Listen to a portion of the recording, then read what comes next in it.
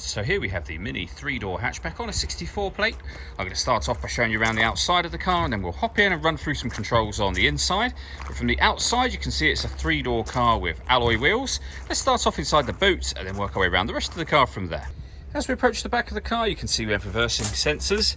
Plenty of boot space as well, along with that 60/40 split folding rear seat should you wish to increase this space even further. And the space can be increased by lifting this tray section, which will store behind the rear seats.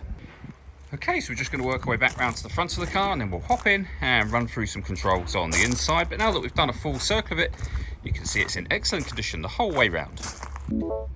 Just briefly before we climb in, I think it's what we're seeing the interior from this exterior point of view. There's plenty to run through on the dashboard, so let's hop in and we'll do that now. Okay, now that we're inside the car, we're going to start with the dials. We have the rev counter on the left, speedometer in the middle, and the fuel gauge over on the right-hand side. Also in the middle, you can see the total mass of the car. They're 35,227. You can change the information displayed above that by pressing a button on the end of the indicator stalk for various bits of trip computer and fuel economy information. You can also have a digital readout for the speedometer, as you can see being displayed now. If we back out to the steering wheel, on the left-hand side we have cruise control and speed limiter, and over on the right-hand side, stereo and phone controls. The phone controls can only be used after you pair the phone to the car, and that is done over in the center just here. So we've got various different options from the menu, one of which is the telephone. You can add a new device and then you'd follow those instructions on your phone.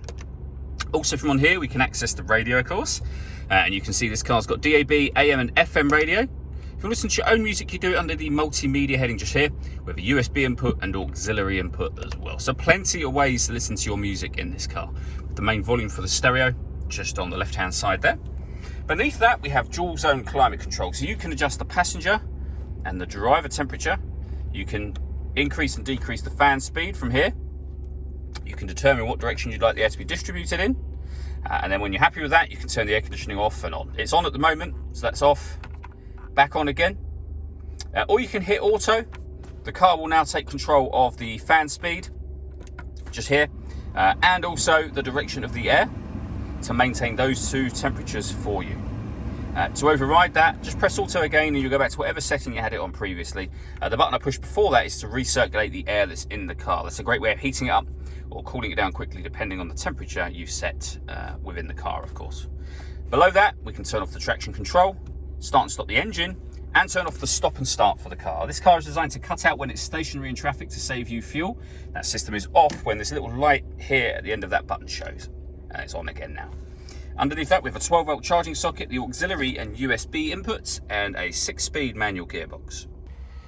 All that leaves me to say is thank you for taking the time to watch this video. If you'd like to come and see the car in person and have a test drive, please feel free to give us a call here at Surrey Specialist Cars. We'd love to hear from you soon.